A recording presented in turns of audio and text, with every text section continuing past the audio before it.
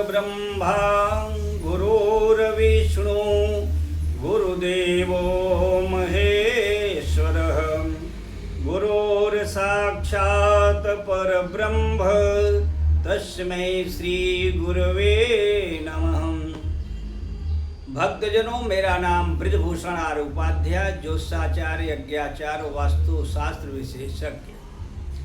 भक्तजनों, गृह प्रवेश किस महीने में करना चाहिए? नए घर का गृह प्रवेश और जीर्णोद्धार गृह प्रवेश, इन दोनों के बारे में संपूर्ण जानकारी आज हम सभी भक्त लोग प्राप्त करेंगे।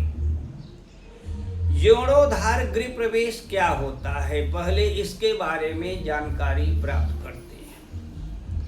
मकान ले लिया, वास्तु पूजन गृह प्रवेश नहीं किया, रहने चले गए, बाद में आप उस घर में वास्तु पूजन गृह प्रवेश करेंगे तो उसको जीर्णोद्धार गृह प्रवेश कहते हैं। नए घर का गृह प्रवेश मुहूर्त अलग होता है, जीर्णोद्धार गृह प्रवेश अलग होता है। जैसे आंधी तूफान से घर गिर गया और फिर से बनाया तो उसका जीर्णोद्धार गृह प्रवेश मुहूर्त होता है। अग्नि में जला हुआ मकान फिर से बनाया गया तो उसका जीर्णोद्धार गृह प्रवेश होता है। और उस जीर्णोद्धार गृह प्रवेश में सामान्य फल प्राप्त होता है। वो सामान्य फल प्राप्ति का महीना है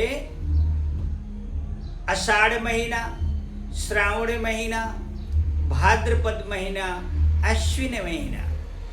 इस महीने में जीर्णोद्धार गृह प्रवेश किया जा सकता है, लेकिन उसका फल सामान्य मिलता है। जो जीर्णोद्धार गृह प्रवेश है और जो नए घर का गृह प्रवेश होता है वो है, गीता में भगवान कृष्ण अर्जुन से कहते हैं, महीनों में मार्गशीर्ष मैं ही हूं। तो नए घर का वास्तु पूजन गृह प्रवेश 5 महीना शुभ होता है और जीर्णोद्धार गृह प्रवेश का सिर्फ 4 महीने शुभ माना गया, वो भी सामान्य रूप से।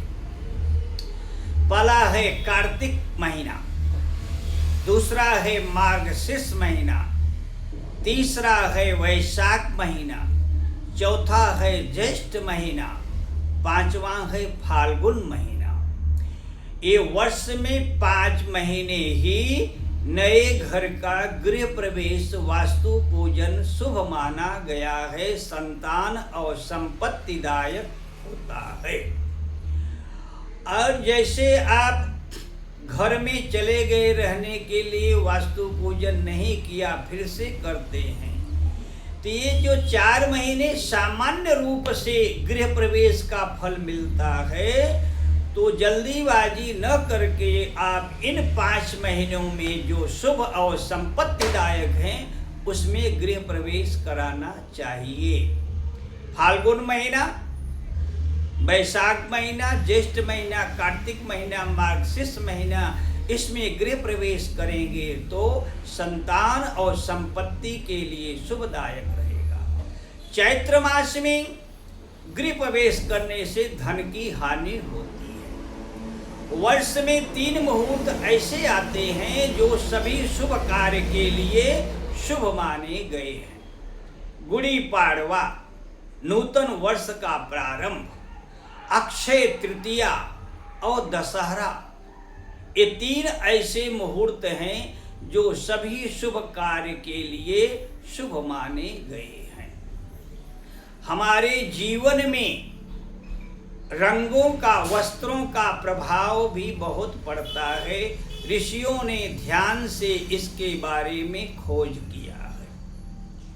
सफेद वस्त्र ब्रह्मा जी और माता सरस्वती सफेद वस्त्र धारण करती हैं। सफेद वस्त्र मतलब ब्रह्मलोक का पासपोर्ट।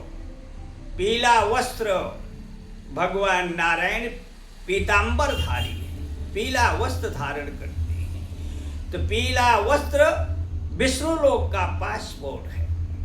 हमारे जीवन में रंगों का बड़ा प्रभाव है और दुर्गा माता हमेशा लाल वस्त्र धारण करती हैं। लाल वस्त्र क्रोध का प्रतीक होता है।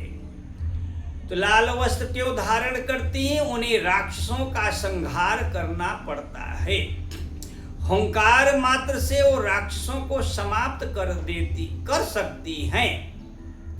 लेकिन राक्षसों के ऊपर भी माता जी की विशेष कृपा होती है। वो अपने शस्त्रों से राक्षसों को मारकर उन्हें मुक्त करना चाहती हैं, इसलिए उन्हें माँ जगदम्बा कहा जाता है।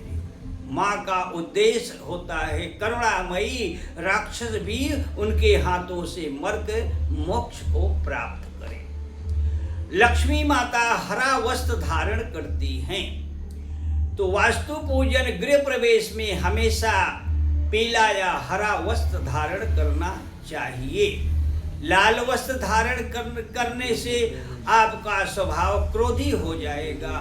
गृह प्रवेश, वास्तु पूजन, भूमि पूजन में जोर से चिल्ला के बात करना, क्रोध करना, ये सब वर्जित है।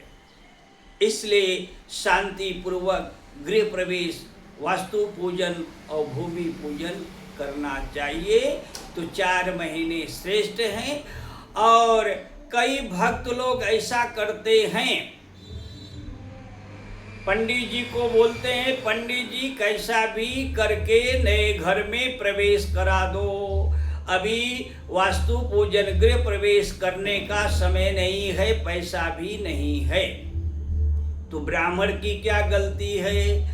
तो वास्तु पूजन गृह प्रवेश का समय न रहते हुए भी वो बोल देते हैं एक रास्ता है, गणपति पूजन कर लो, सत्यनारायण पूजन करके घर में रहने चले जाओ। ऐसा करने से आपको अनेक प्रकार के कष्टों का सामना करना पड़ता है। जितना पैसा बचाएंगे उससे कई गुना आपको संकटों का सामना करना पड़ता है, धन की हानि भी होती है।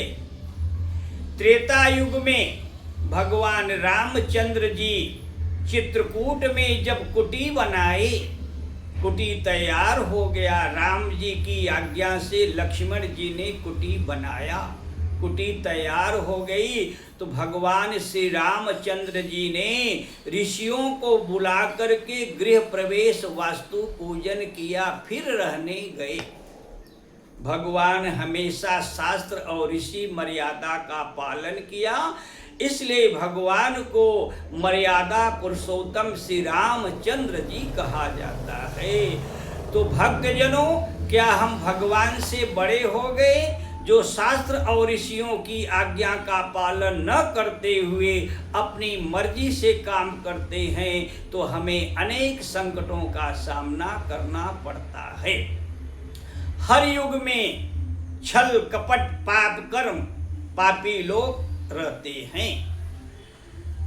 सतयुग हो, त्रेता हो, द्वापर हो, कलयुग हो, हर युग में छल कपट करने वाले पापी लोग थे और अभी भी हैं, कलयुग में ज्यादा है। ब्रह्मा जी के बाद विद्वता में पृथ्वी पर रावण के बराबर कोई विद्वान नहीं था। त्रेता युग था, उसमें रावण ने छल कपट करके साधु का वेश धारण करके माता सीता का हरण किया, तो अपने पूरे खानदान का विनाश कर लिया। मारीच को बोला सीता हरण में मेरा सहयोग करो। मारीच डरवश रावण की बात माना और सोचा कि रावण के हाथों से मरने की अपेक्षा राम के बाणों से मरने पर मोक्ष हो गया। तो मारीच ने तो अपना उद्धार कर लिया और रावण ने अपना विनाश कर लिया। द्वापर युग में भगवान कृष्ण का जन्म हुआ था। 6ठे दिन की हुई तो कंस ने पुतना को भेजा, अनेक प्रकार के राक्षसों को भेजा कृष्ण का वध करने के लिए, लेकिन कृष्ण हंसते खेलते सबको उद्धार कर दिया। तो सफेद वस्त्र, पीला वस्त्र, खाकी वस्त्र पहनने पर स्वार्थ का प्रतीक है। तो खाकी वस्त्र पहनने वाले ये अपने ऊपर नहीं लेवें कि हमारे खाकी वस्त्र का अपमान हुआ। ये ऋषियों ने वस्त्रों का, रंगों का जो खोज किया, आपके मन बुद्धि पर इसका असर होता है। आप निरीक्षण करके देखो, खाकी वस्त्र पहनने पर आपके मन बुद्धि पर इसका असर होता है और निकालने पर आपके मन बुद्धि पर अलग असर होता है। ऐसे कई विभाग वाले, हर विभाग में अच्छे और बुरे लोग होते हैं हर युग में।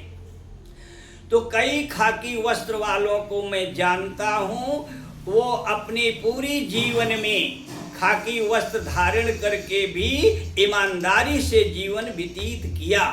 इसका कारण एक ही है कि वो परमात्मा का सहारा और किसी ब्रह्म ज्ञानी गुरु की कृपा उनके ऊपर है, तभी वो बच सके। आप खुशहाल हो जाओगे, निहाल हो जाओगे, माला माल हो जाओगे, सिर्फ एक बार संत शास्त्र और सद्गुरु की शरण में आ जाओगे। जय श्री राम।